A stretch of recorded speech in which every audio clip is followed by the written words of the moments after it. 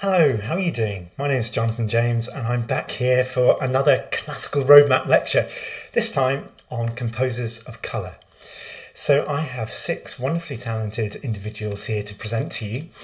Four are of African descent and two of Southeast Asian. And I wonder if you can guess who they are. Who would you have chosen? There's so many to choose from. So if you've come here for a detailed deconstruction of all the prejudice and imbalances and injustices that have existed and continue to exist in what has been effectively a cultural apartheid in classical music over the centuries, then you're in the wrong place, I'm afraid. You're in the wrong space. I'm not a social historian, but I will be enthusing about works that I've come to really love. And some of it is a rediscovery for me, or a discovery. And I hope it will be for you too. So this talk, I hope, will be part of the positive conversation that is going on at the moment about a wider representation of people of all colour in the world of classical music. So let's get started. I'm going to start with Chevalier de Saint-Georges. I expect you would have too, right? He's the first composer of colour that I suppose comes to mind, particularly in the classical era. And he was a remarkable character. You can see him there clutching an épée, although he might have been clutching a violin. But he was equally as well known for his fencing skills as he was for his musicianship. And that, I suppose, was part of his celebrity status and why people were so curious about him. Because if you went to see Chevalier de Saint-Georges in action, you would be treated not just to a violin recital, and apparently he was a complete virtuoso, but also to a display of exquisite fencing. He had the speed of lightning, according to one of his tutors. And look, he's a very handsome fellow too. I'm sure that helps. So he was the darling of the court and ended up tutor to Queen Marie Antoinette. So I suppose a little bit on his background. He was born in Guadeloupe and his father was Georges Boulogne de Saint-Georges. And he was a plantation owner in Guadeloupe and he had an affair with Nanon, an African slave. And Joseph Boulogne was born. His father took his charge to Paris and there he enrolled him in one of the military academies. Very prestigious and certainly set up Joseph Boulogne for his later career. And it was in this military academy that he learnt his fencing skills and came to the attention of the court more widely. And he soon became a darling of the court. An exotic curiosity, I suppose, in one respect, but also quickly admired for his musical talent. Because he took, for example, I love this as a conductor myself, he took a pretty sort of ragtag orchestra at the time and over the course of just 2 years transformed it into Le Concert des Amateurs. Amateur in the sense not being the slightly derogatory sense in which we sort of embrace it now, but of music lovers, people who are passionate about music. And it was the best orchestra in Paris and in France at the time, and the real jewel in the musical crown. Now, normally, you would have been a shoo-in, having done that kind of transformation of the orchestra for the most coveted role in the Paris musical landscape, which was the Paris Opera. But he was overlooked because guess what? The opera stars of the day did not want to be directed by someone of mixed race.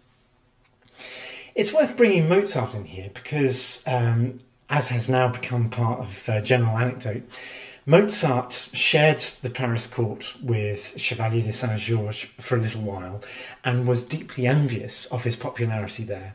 Perhaps not of his musical talents as much as how much he was in favour with the royals, and how his music was being performed everywhere. And it is rumoured that the Chevalier de Saint-Georges, Chevalier, by the way, is French for Sir, so it feels like Sir Saint-Georges, a wonderful name. It's rumoured that Mozart based his evil black character Monostatos from the Magic Flute on Chevalier de Saint-Georges, and perhaps that came from his envy during his time there. Because let's not forget that when he was a 7 or 8 year old, he was very much the darling. Mozart was very much the darling of the court back then. And he was hoping to slot back into that scene as easily as he had done as a young child, but not so, sadly, in his 20s.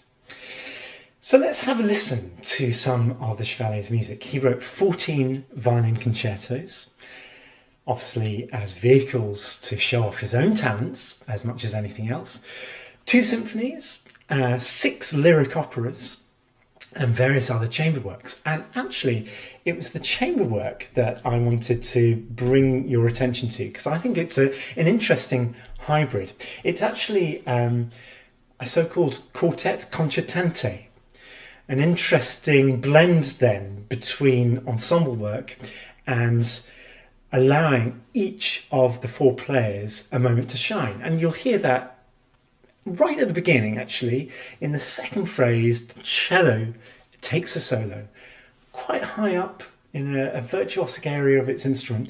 And then after that, you'll see how the violins and viola have this wonderfully running dialogue between them. So everybody gets a chance to show off.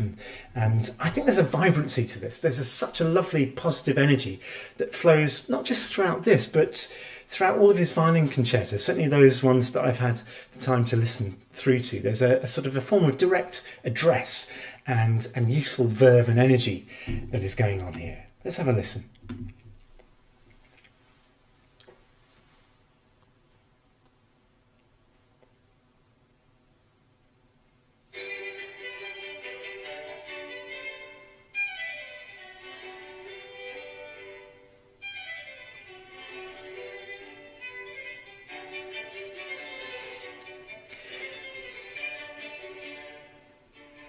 Here's the cello solo. What a beautiful tune.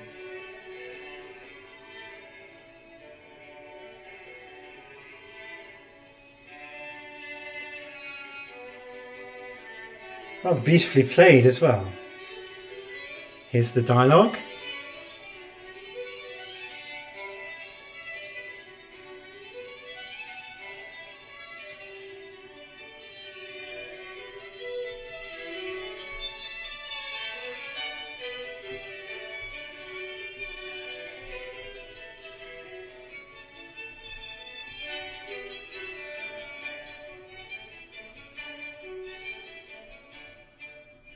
Isn't that beautiful? Isn't that beautiful? Chirpy, jolly, full of life. And I think that reflects some of the energy that the Chevalier de Saint-Georges brought to the court and to his music making. Rather tragic end to his story, actually, because he was involved in the 1789 revolution, served gallantly as a military officer, but was then imprisoned after that, and only had his violin for solace and died soon thereafter.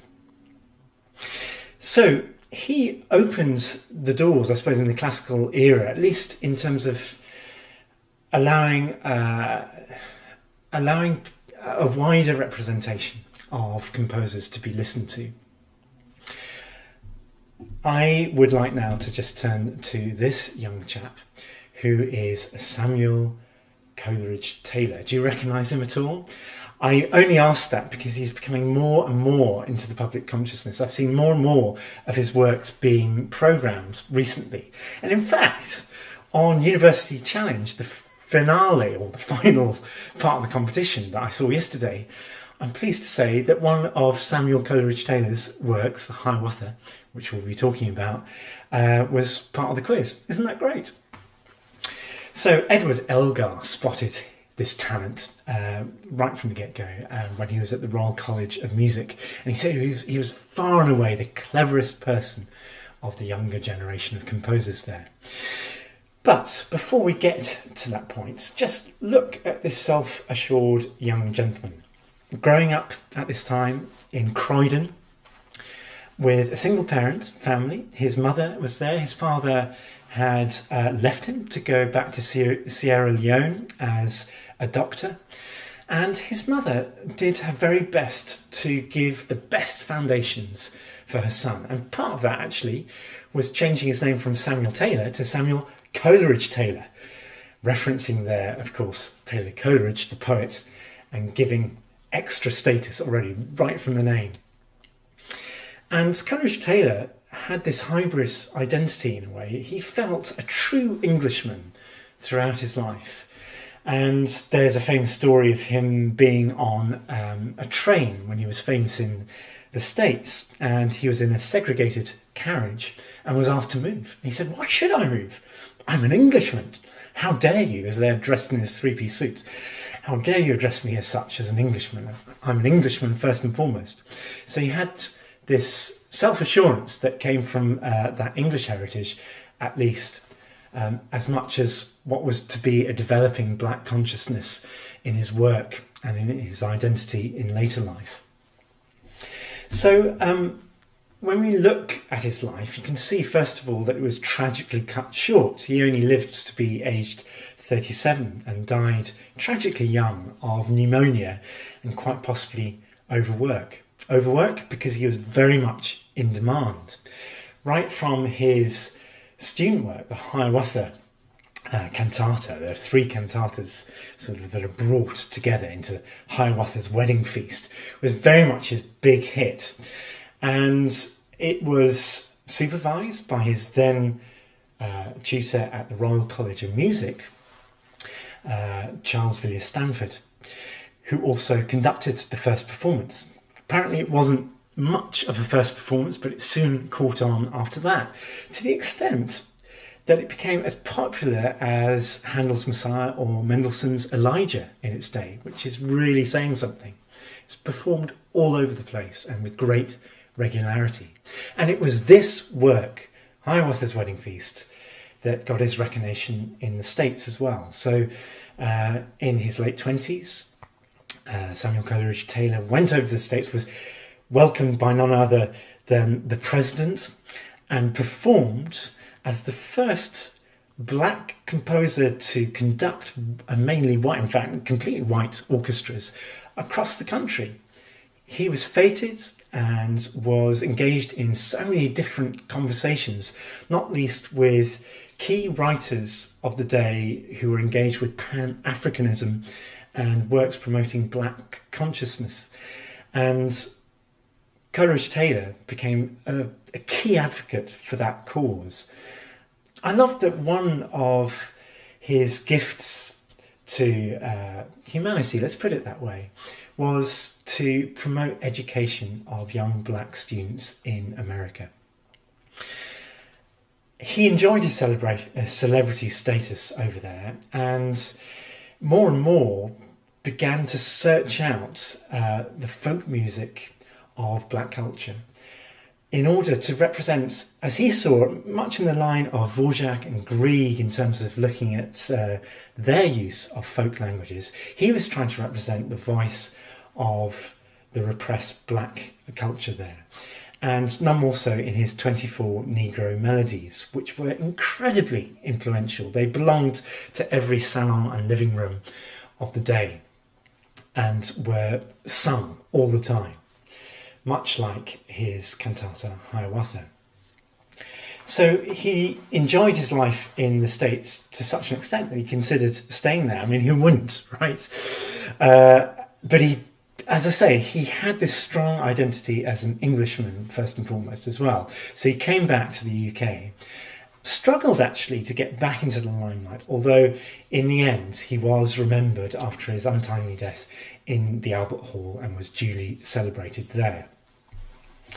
Let's turn to his best known work then, and I'm going to just play you a little bit from the Hiawatha Overture, which was written actually as a separate concert piece for a festival, And it doesn't feature, if you're expecting me to play you his famous tenor aria that comes from this work, what is it, Awake and Away, Beloved, that doesn't actually feature, interestingly, in the medley of tunes of the overture.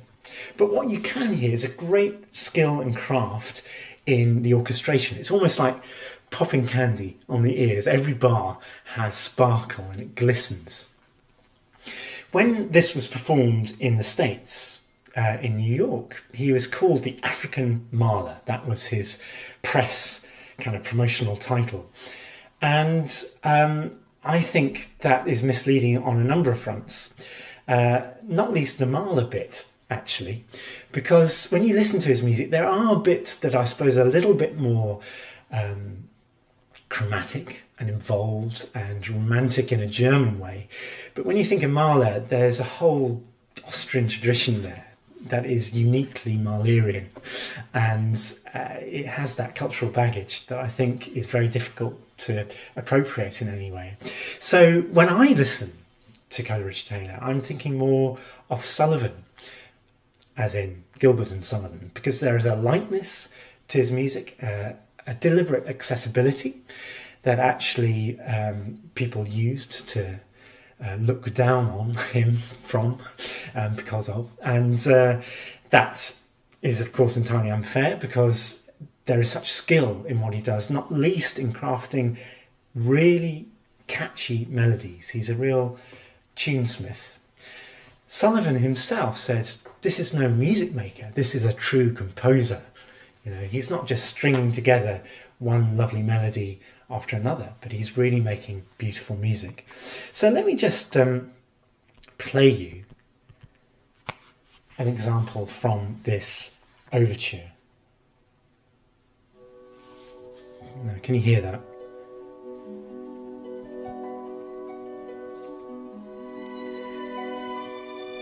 And hopefully you're hearing a soaring violin line. He was a wonderful violinist.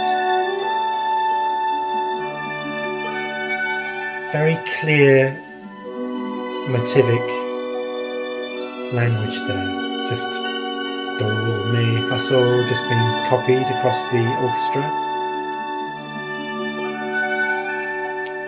A ripple of harp.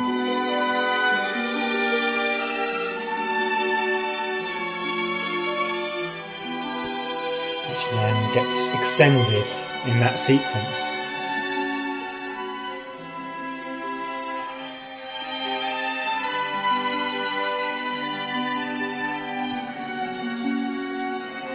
There's a generosity to it, isn't there? A sweeping quality.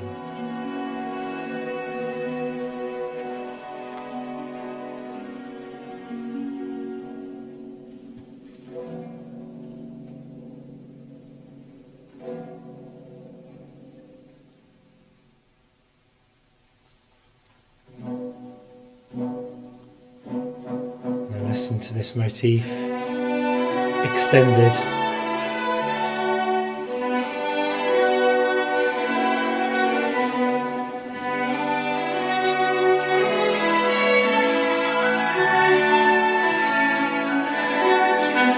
So far, so Dvorak, wouldn't you say? I'm thinking, of course, of the American Symphony, and Coleridge Taylor must have been aware of that. Well, he was, in fact, very deliberately aware when he moved to the States, certainly, of that tradition. And you can hear the pentatonic structure of that melody, certainly initially, before it gets extended. He identified so closely with the figure of Hiawatha that he named his own son Hiawatha. And if you think of the Longfellow story, well, Hiawatha's father also goes absent, and Hiawatha marries across races. He marries a white woman, just as Samuel Coleridge Taylor did. So there's a deep identification going on there. Let's try and find a bit which might arguably be called Mahlerian. I'm just going to sort of go to around here.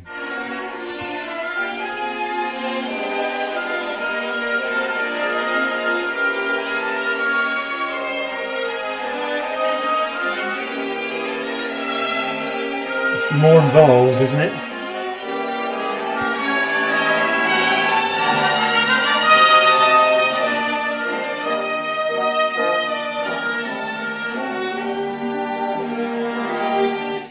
So a little bit more intense and chromatic there. Perhaps you can hear echoes of a more German romantic style there. I don't know.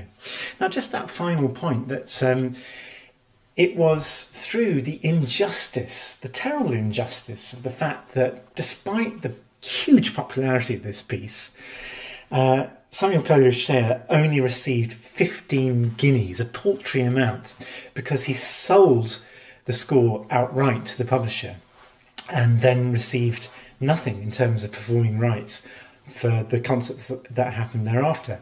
Excuse me. Why?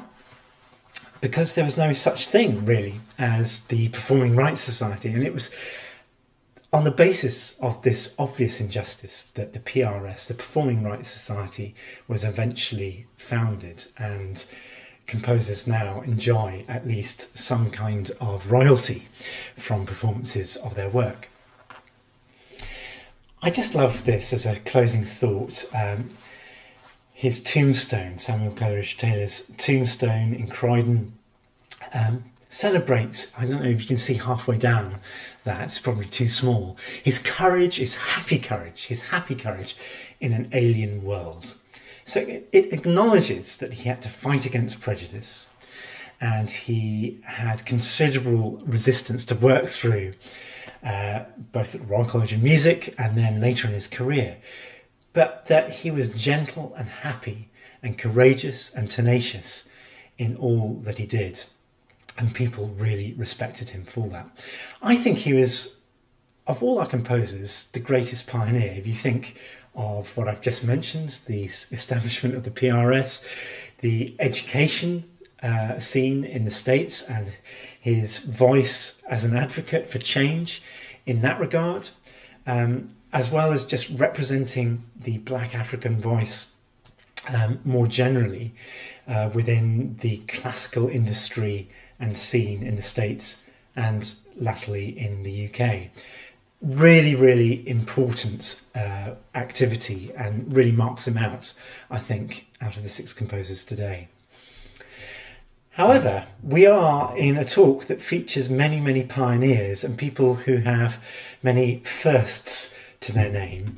The first person, for example, in the case of Florence Price, to have her symphony performed, or in fact as a black mixed-race African-American woman, her symphony performed by the Chicago Symphony Orchestra and by an American professional orchestra. So she had a career of firsts, really, which started off with her being at the New England Conservatoire, the only conservatoire in Boston that was admitting black students in its day. And this, I have to remind you, is in a period of Jim Crow and segregation and lynchings and hangings. So despite that ugliness, she was able, as not just mixed race African American, but also as a woman, obviously, to make her name. And she won the Wanamaker Composing Prize with her symphony in E minor. And that was what was performed by the Chicago Symphony Orchestra. And on the basis of that, she chose then to live out the rest of her life in Chicago. She was, I suppose, grossly underperformed in her day. She lobbied for change, mainly in the educational scene, where she was deeply involved as a teacher. And she wrote many educational songs, as well as songs for the wider repertoire, not just children's songs, that got her name better known. But in terms of her orchestral works, she had no luck. She tried writing to the impresario and conductor Serge Koussevitzky, saying that please just listen to my work and see what you think. But he wasn't to respond. Let's look at the success story, though, of her symphony in E minor. The Chicago Tribune said it was a faultless work, a work that speaks its own message with restraint and yet with passion, worthy of a place in the regular symphonic repertory. And I found out recently, actually, that the third movement, the scherzo, has actually been added to the BBC Trailblazers series. So that's a series of 10 pieces that sets out trailblazing composers for young people to enjoy and admire. And this scherzo is entitled Juba Dance. Juba apparently being a Haitian dance that involves lots of hearty slapping, stamping, and generally using body percussion. Why? Because they didn't have any instruments at the time. They, being the African slaves in Haiti, didn't have instruments to play on, so they used their bodies instead. And she's commemorating that. What you'll hear in this scherzo is therefore a lot of percussion. There are congas and bongos. There's even a kind of whoop type whistle. I'll get to that point. It's great fun. You can hear the hollering and just the exuberance and joy in the writing. Let me just find that for you. It's infectious. It's kind of half concert band, half light orchestral. See what you think. Again, a pentatonic shape to the melody.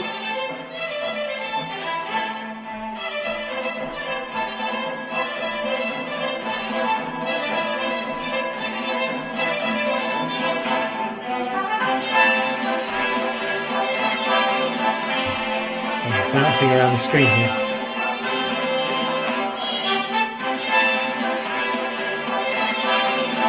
Can you hear all those drums?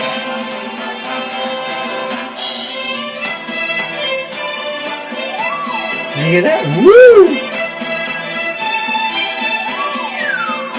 Oh, I wish I knew what the name of that. I should look that up, right? But what is that party instrument? And go, woo! It's almost like a circus effect, isn't it? Incredible fun, just unbridled fun, and brilliant writing. Very, very catchy. Does exactly what it needs to do for a third movement of a symphony. I though want to look at her violin concerto, that was written just a year before she died in 1952. It's a beautiful work, and it's striking on a number of fronts. One, it doesn't sound African as her other works do. You know, she was very deliberate in her inclusion of African folk material, as was Samuel Coleridge Taylor before her. But this violin concerto seems to be deliberately un-African and referencing instead almost the Straussian world, so a European German sound. Actually, when I listened to it at the beginning, its boldness and its heart-on-sleeve romanticism and the idiom in which it's written for the solo instrument, the violin, reminds me of Kreisler, even a bit of Wieniawski. And it's got that sort of virtuoso quality to it. It's only 15 minutes long in total, and it was first discovered in 2009 when a couple moved into a Chicago house that was completely dilapidated, and there was this summer house in the garden, and they found there these scores, dusty, in disrepair, and they turned out to be the two concerti by Florence Price, one of them being this violin concerto that was recorded, as you see on the slide, for the first time in 2018. So this really is a case of a discovery here, a recent rediscovery. So what you'll hear is something that is perhaps more harmonically adventurous, but is still very lush. And there are echoes of the world of Krumgott, film music, and the romantic touches of Barber here as well. Let's just have a quick listen. It starts very boldly.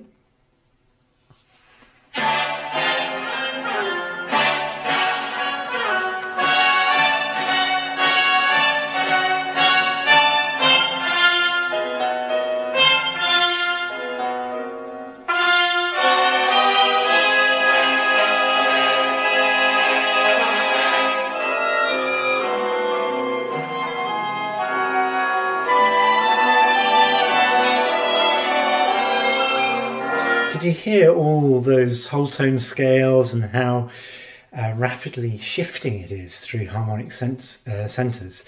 And the use of the orchestral piano, did you hear that? Right in the, I don't know, the 10th bar or so. It's an interesting colour to bring in right then, isn't it? It sort of makes you think, oh, hang on, is this the right concerto? Is this a piano concerto? But no, she's just going to use it as another colour within the orchestra. Let me just fast forward to this bit here, which gives you a sense of the lyrical heart of it. And this I've been listening to on repeat. I just think it's utterly beautiful. See what you think.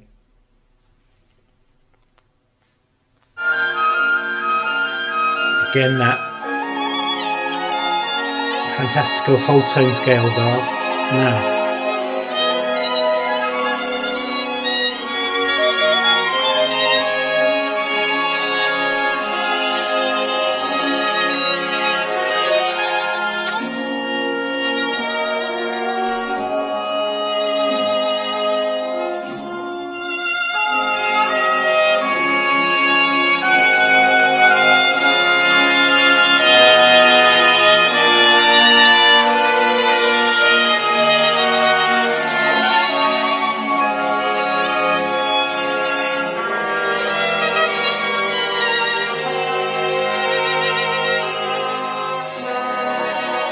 I'm going to leave it on that chord. Lovely harmonies though before. Just turning corners that you weren't expecting, I think.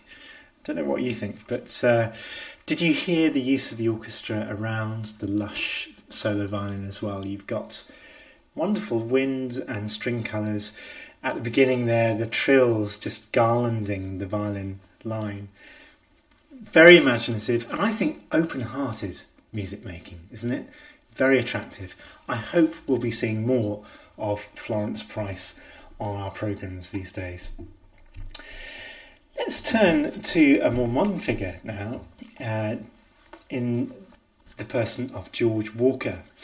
Again, his career was one of many firsts. He was the first African-American awardee of a PhD at the prestigious Eastman School of Music. And he had this dual career, or in fact a triple career, as, well, initially a concert pianist, and then as a conductor and composer, and as an academic.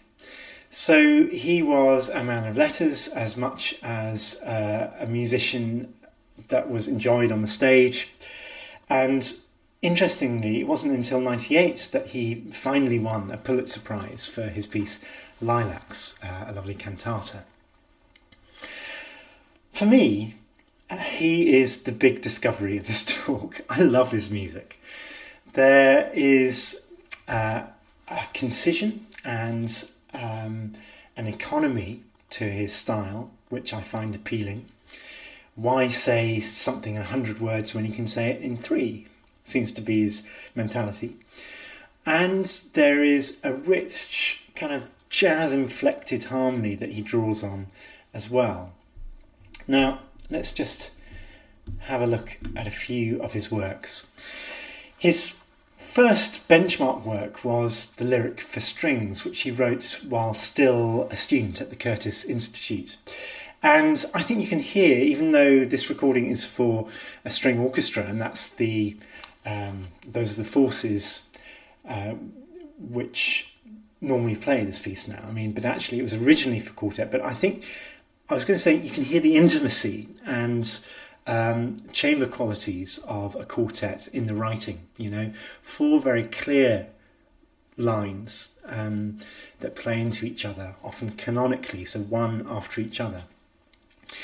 It was composed out of grief for his recent grandmother's death, and a bold move in that as a student he'd never written for strings before, not that you can tell, because it is remarkably assured and feels as if he'd been a string player for all his life. Just remind you, he was a wonderful pianist, knocking out Tchaikovsky and Rachmaninoff piano concertos at this stage as well. So, as you would imagine from a piece that is called Lyric, there is this deep felt lyricism throughout. And it starts and ends quietly. So there's a nice arch shape to it. Let me just take you to the beginning. Can you hear that? I hope so.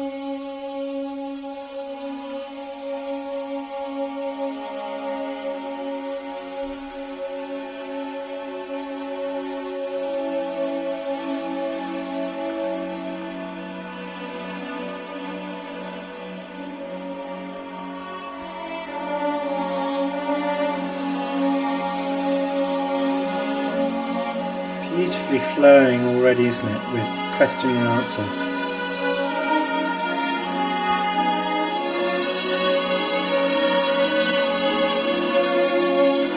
Now I'm going to go halfway through this wonderful piece that only lasts, by the way, 5.5 minutes. So it's concentrated, typically concentrated for him. He says so much with so little. That's what I love. Listen to this. This is where it's getting to the peak of its emotional language.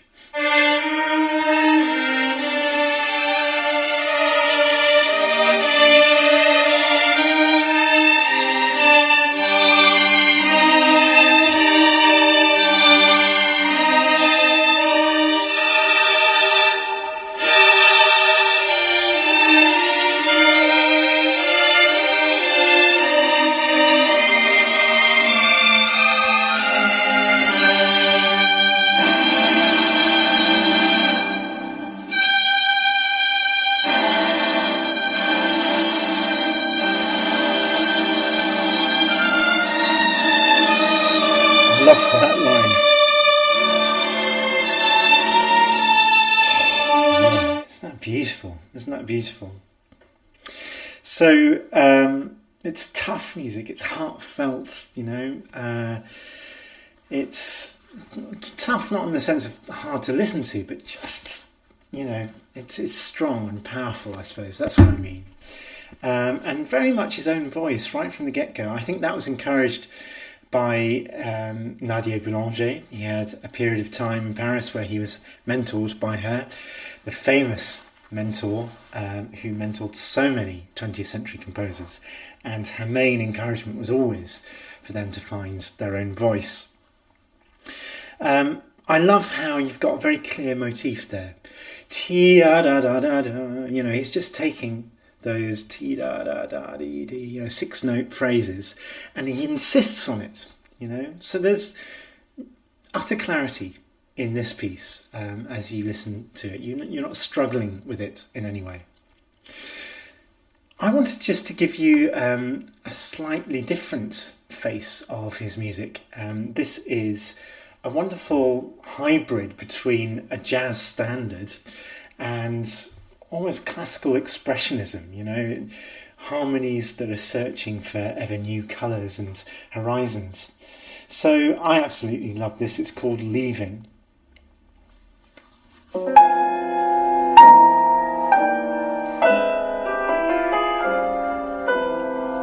voicings there are jazz, and yet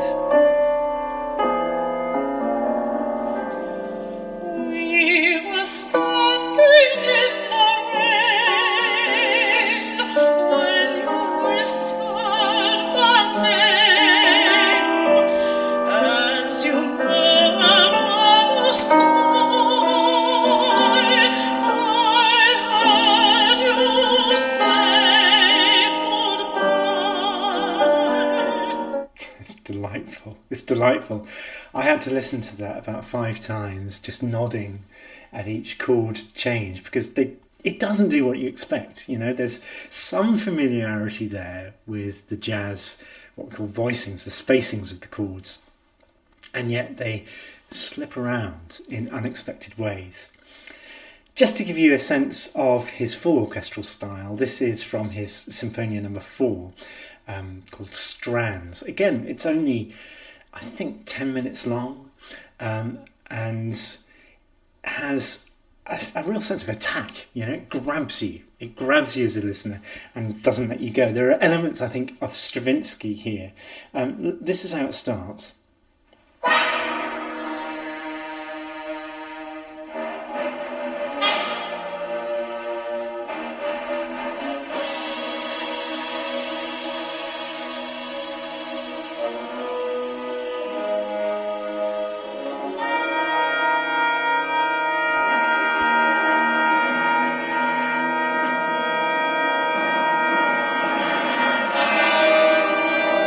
an arresting opening.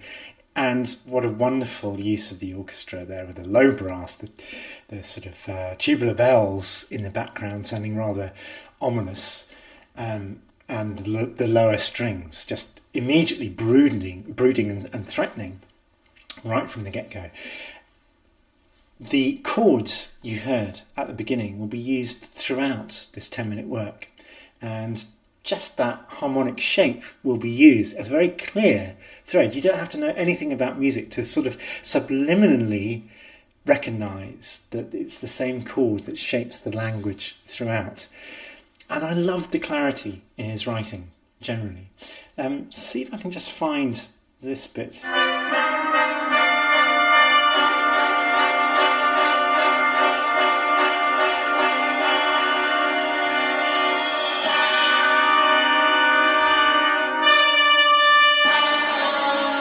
And there again, that's that opening chord. But before those, the repeated chords, and they start in the strings and they end up there, as you just heard, in the brass, just hammering the same note. And that's, I suppose, has got echoes of Rite of Spring and the Stravinsky classic there, hasn't it? There's a sort of a savagery to it in a way. But a beautiful, powerful work, not least because it's only 10 minutes long. Two more composers for you, and I'm going to go right to the Far East now, to Japan, to look at this experimental, imaginative composer that was Toru Takemitsu, who died in 1996.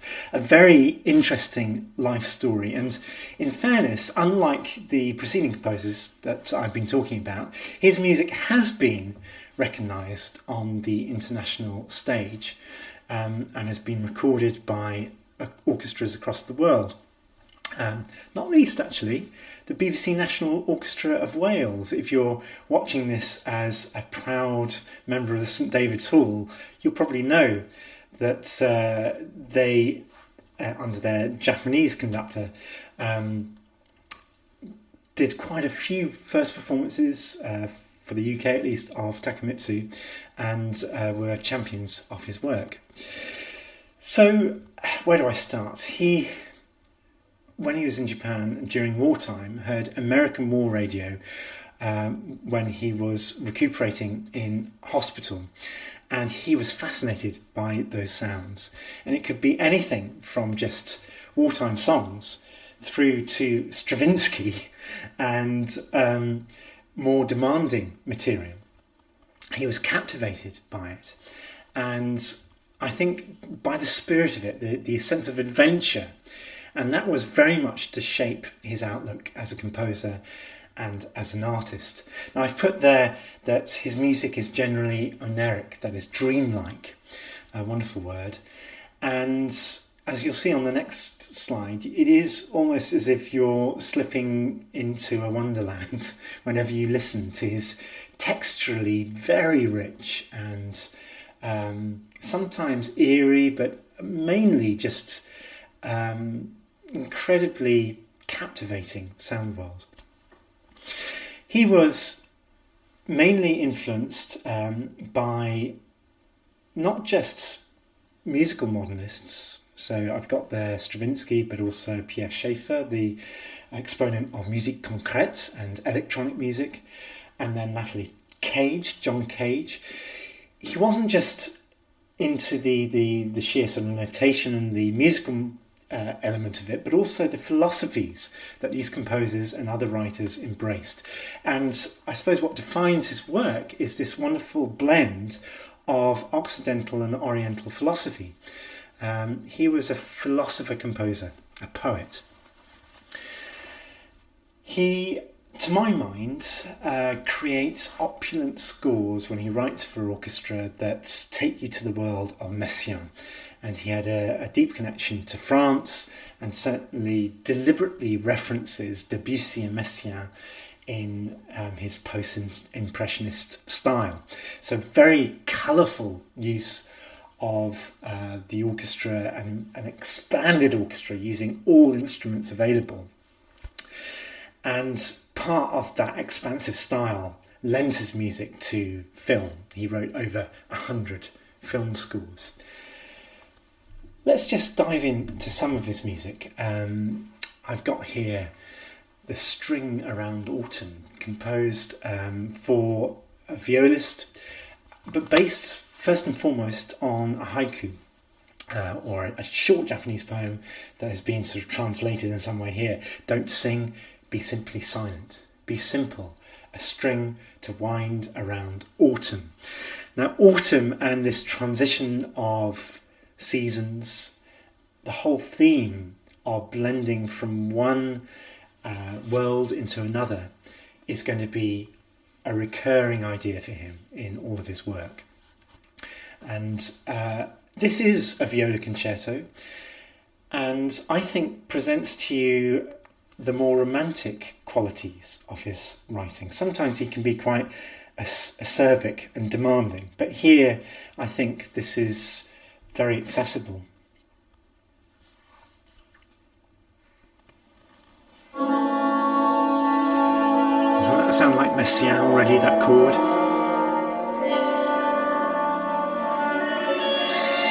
A rainbow of sound.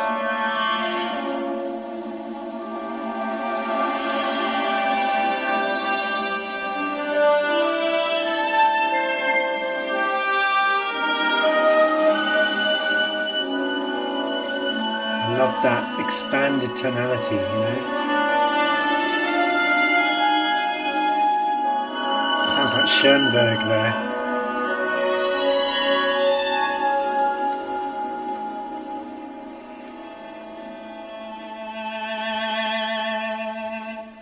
Here's the solo viola.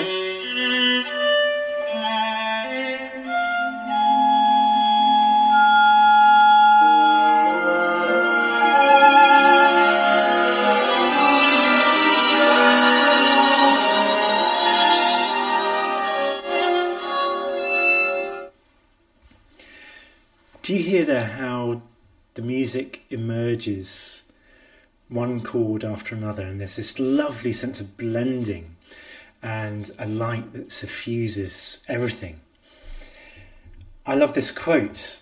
"My music is like a garden," he said, "and I am a gardener. Listening to my music can be compared with walking through a garden and experiencing the changes in light pattern and texture." So we're dealing with very subtle changes here. And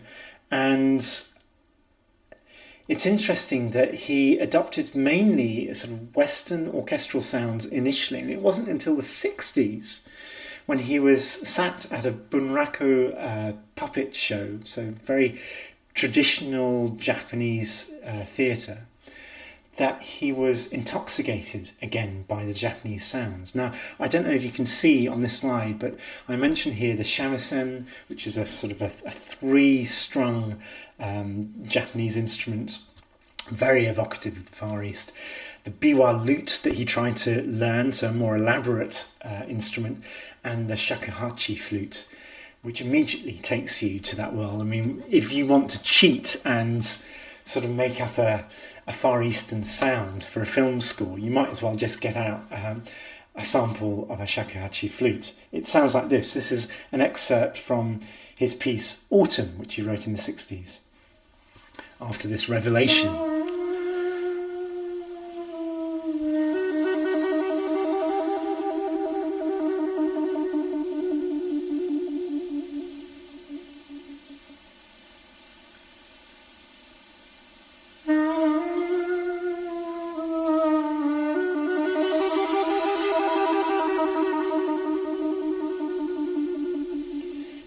Now you can hear there the subtle bending of the notes as it rises through quarter tones and just falls off at the end of the tone. And he, Takemitsu, had to develop a new notation for somehow transcribing the sound of the East onto the restrictions of the stave. So he came up with his own way of representing that graphically, and that's part of the challenge when it comes to Takemitsu's score, is just to realise that blend between East and West following his notation. I'm going to finish my little insight into Takemitsu's music by the piece that first turned me on to him. Now, this is Twill by Twilight, written in memory of the American composer Morton Feldman, who was a friend and inspiration to Takemitsu. This was the piece that I first researched for BBC National Orchestra of Wales and made me, I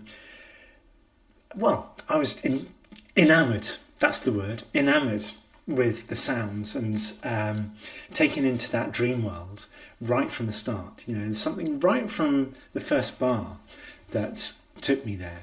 And it was written in 1988 and is full of his, key traits, basically, as a composer. These very subtle inflections that are much as about light and changes of colour and little shifts in your sort of plane of vision or sound as big events, really. So things just, there's this kind of wash of sound and lines just gently emerge. Let me just give you a sense of what I'm talking about here. It's easier to play these things than try and put words on them. Here we go.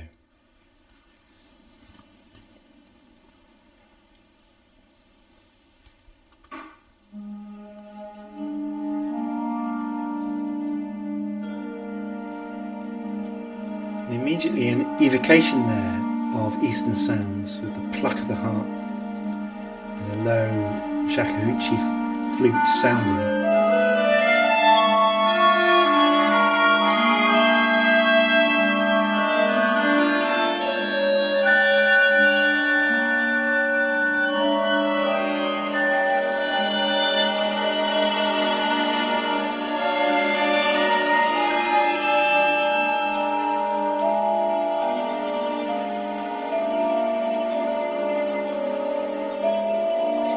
That is the sound of Twilight, isn't it?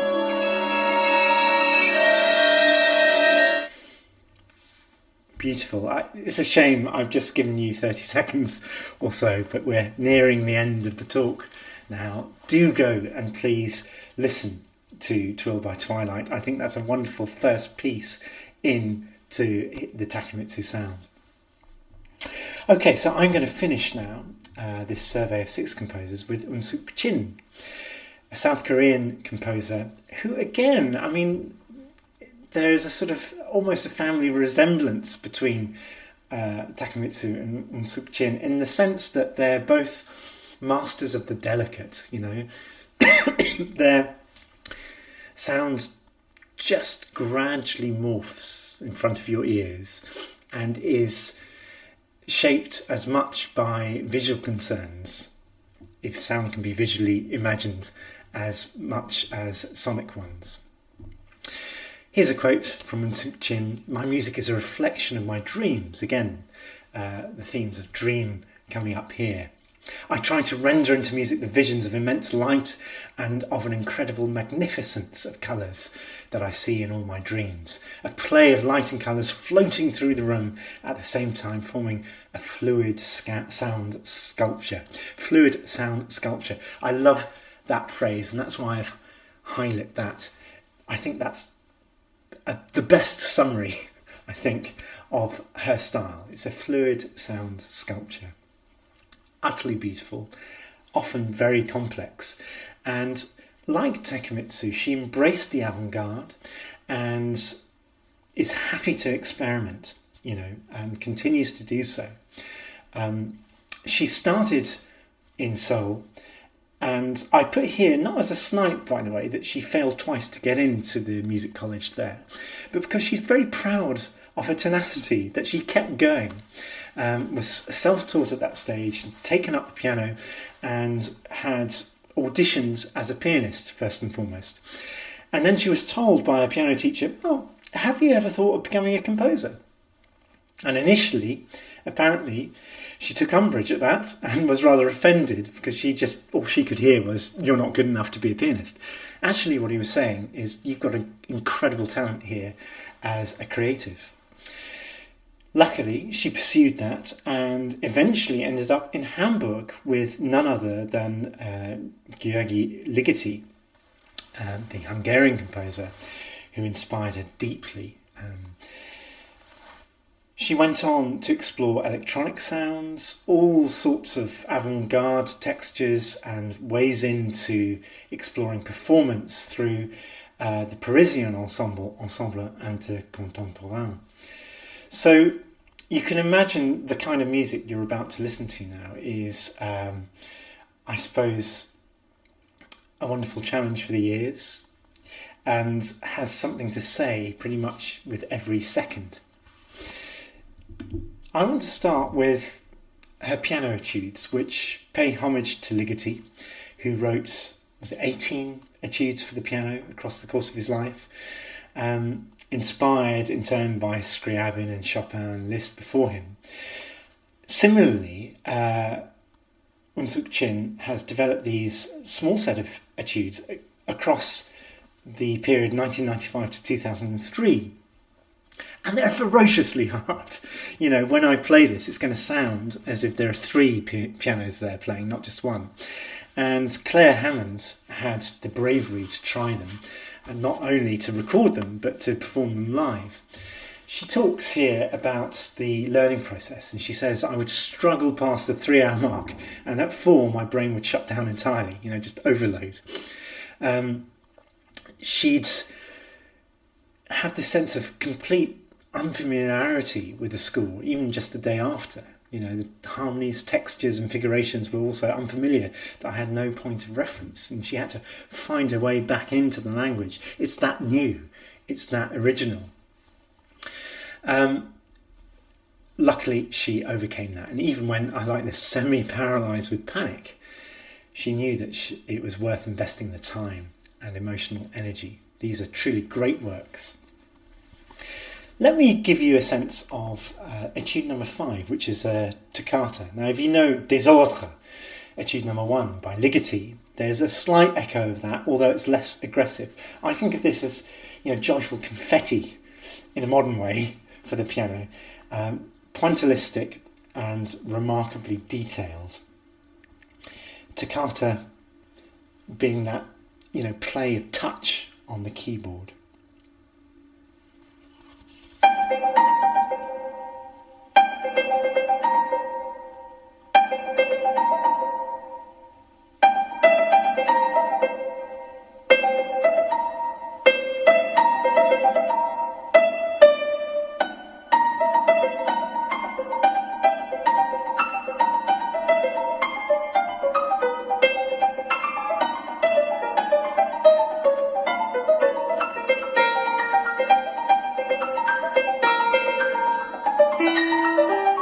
You hear a legato line now in the middle.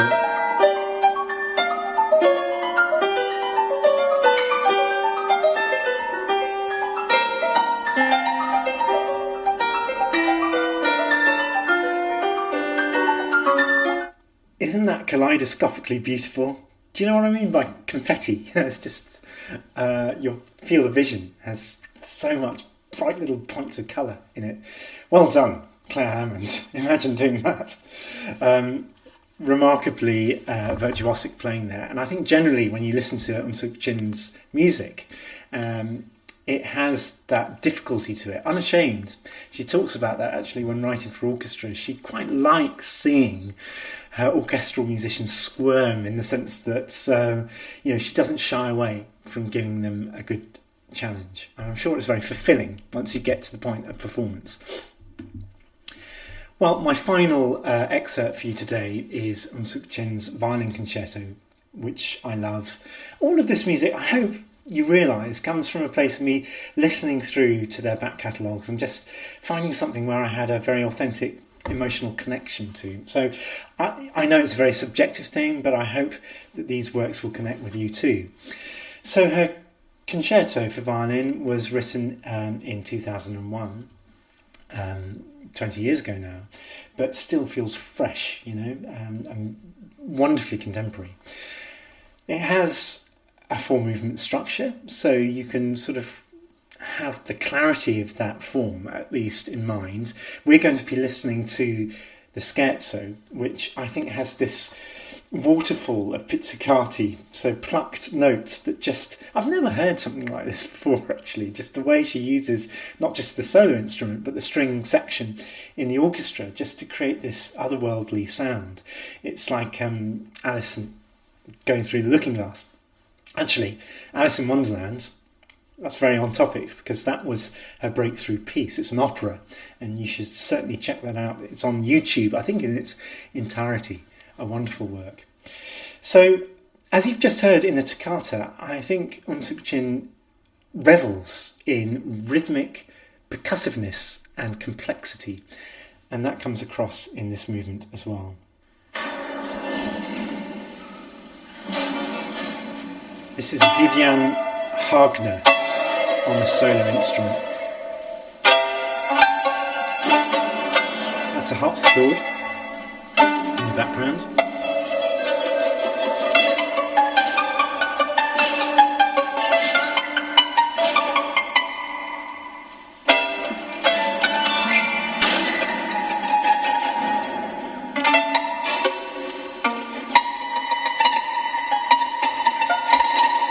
Yeah.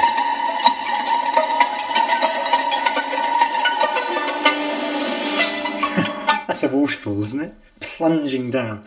It is for me, anyway.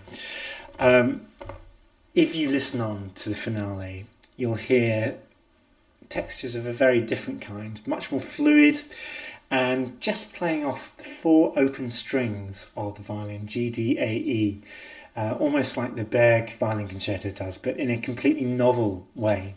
And in fact, you realise that these open strings have been used as a leitmotif throughout the work. It ends, I'm just sorry, but you've got to hear how it ends because I think it's bewitching, really. So that's the opening of the finale. Let's just go to the last minute or so. Again, it's a short movement, it's only 6 minutes.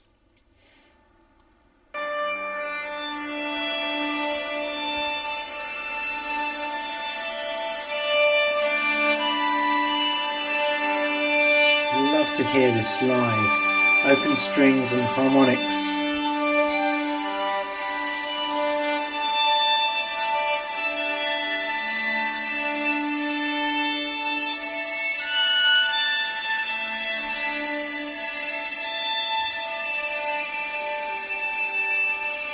And there's just a haze of tremolando and ghost notes around her.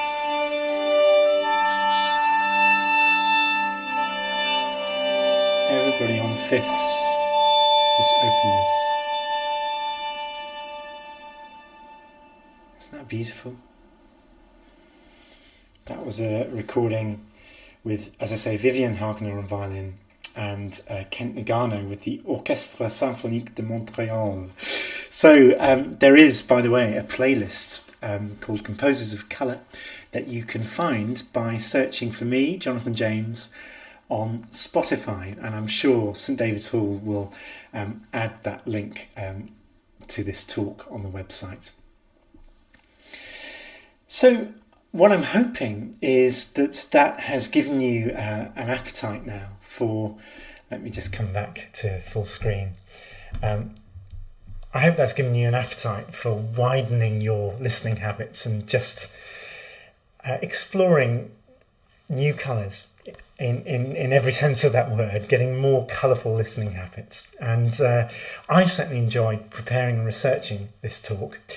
And I hope that if you listen to that Spotify playlist and just use it as a platform into your own world of discovery, that would be great, and that would be the greatest legacy of this lecture.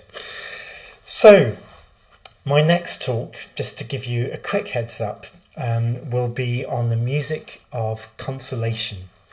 And it will be a month later. I'm afraid I've forgotten the date. That's not very helpful, but it's on the website. And we'll be looking there at how music has been used to express grief, and music as laments and as requiems, but also how it brings such amazing comfort beyond just the material. So thank you so much for joining me for this talk. As I say, I hope you now have a wonderful period of very happy listening ahead.